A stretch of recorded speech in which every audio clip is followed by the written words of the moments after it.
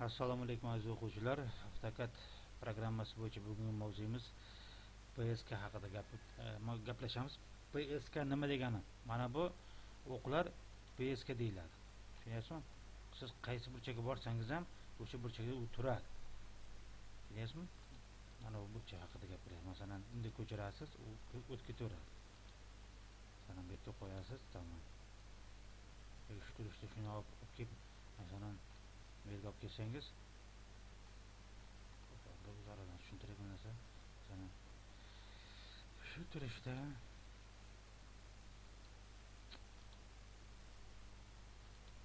masalan mana nuqtalar bo'yicha siz burashingiz ham mumkin.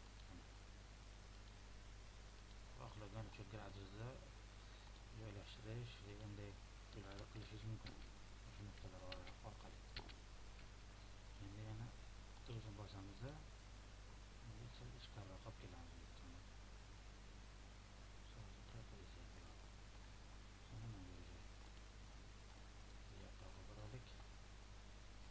PSK o'sha obyektlarni joy-joyiga qo'yish bu. Endi oldingi darslarda esingizda bo'lsa, mana buni masalan nuqtaga qo'yib olamizda. Bu uchun bunday olib kelib mana nuqtaga qo'yib qo'ysak, polniy anavi obyektlarimiz ham masalan joylashuvi o'zgaradi. Tushuntira olyapmanmi? Obyektlar o'zgargandan keyin masalan stol, divan degan narsalarni masalan bemalol olib kelishimiz mumkin.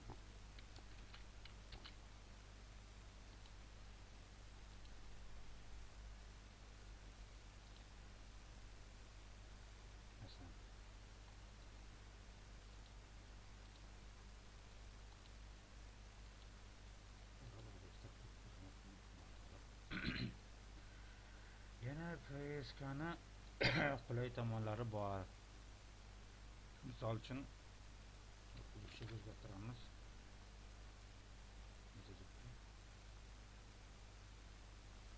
PS deb bossak, chiqaveradi. PSK'ni masalan tashqariga olib chiqamiz. Misol uchun qo'yib qo'ydik. Bu fon obyektlar yana o'zgardi. Bundan tashqari yana PSK deb yozamiz. Bosib keyin mir bor. Mirni bitta bossak, o'zini eski holatiga qaytadi. Qayerda bo'lsa, o'sha joyga qaytarib turib oldi. Tushuntiradimi? Yana o'zining shunaqalari bor, funksiyalar qo'shimcha bor. UPS mana chiqdi.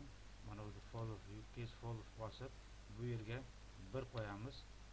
Mana keyin bu PSK'ni olib masalan yaqinroq kelib qo'yib oldik. Keyin shab turib bunday to'g'rilasak, ko'rdingizmi? Obyektimiz ham to'liq o'zgardi. Ya'ni UPS follow qilsangiz, obyektning o'sha joylashuv gradusi ham 90, 180, 270, 360 atrofida aylanasiga aylanadi. Mana o'zgartirib oldik-ku, o'zgartirgandan keyin masalan har bitta PSK'ni o'sha burchak osti og'ishiga qarab masalan nom berishimiz mumkin. Maytda asosan ko'pincha holatda masalan mana bu mirovoyda turadi-da, mana bu holatda turadi ko'pincha. Bizga masalan yangi o'sha PSK yaratish uchun misol uchun bu yerda mana novoy turibdi, ko'ryapsizmi? Novoyni yaratishimiz kerak. Masalan novoy degani o'sha joyini ko'rsatyapti. Masalan bo'lsa mana shu joy haligida qolaversin shu yerda. Mana bu yergacha olib kelamiz. Misol uchun mana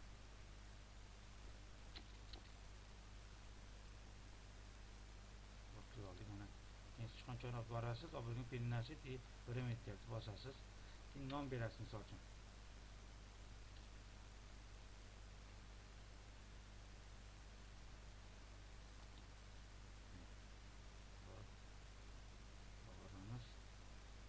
Sichqonchaning tugmasi image PSK saqlanib turibdi. mana bu yerda hozir ko'rsatdi. Имя для сохранения tekushий поездка или deyapti-ku, o'sha nomini berishimiz kerak. Misol uchun birinchi bo'lim deb qo'yaylik. Bo'lim. Bo'ldi. Endi mana kirasiz, mana ko'rasizmi, birinchi bo'lim bu paydo bo'ldi. Siz bunga bossangiz bunday holatda bo'ladi. O'zingizni variantingizdagi PSga kerak bo'ladigan bo'lsa, birinchi bunday bosasiz, u avtomatik bu mana bu o'qlar PSga o'zi o'sha siz xohlagan vaziyatga deymizmi, o'sha yaratib beradi.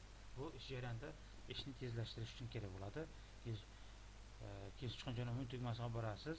Keyin bu yerda masalan obyektim degan narsa bor. Obyekt degani masalan o'sha qaysi obyektga nima deydi? O'sha qaysi bir obyektni masalan o'zgartirish kerak bo'lsa, o'sha gradusga qo'yish kerak bo'lsa, o'sha obyektni oldiga borsangiz, o'shani obyektga moslashib qoladi. Misol uchun mana bu. Hozir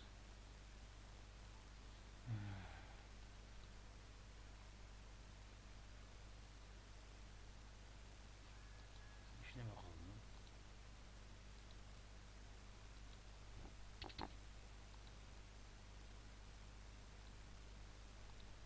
Buni ko'rsatak bo'ldi. Mana o'zgardi o'sha.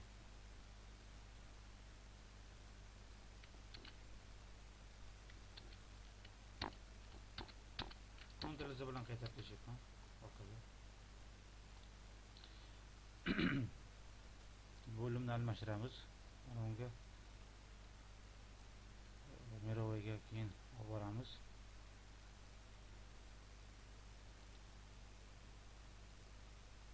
Shuncha nima tugmasi obyektdan.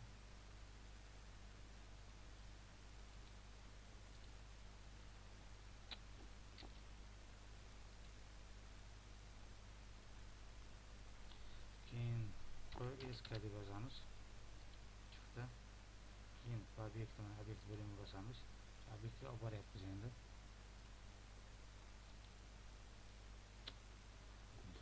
PSK harakat qilib ko'ramiz. Baribir ham bo'limni o'shaning iloji bor. Obyekt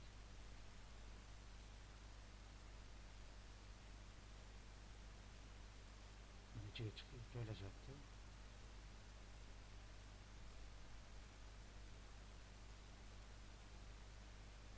O'qlarni to'g'rilab olmoqchiman.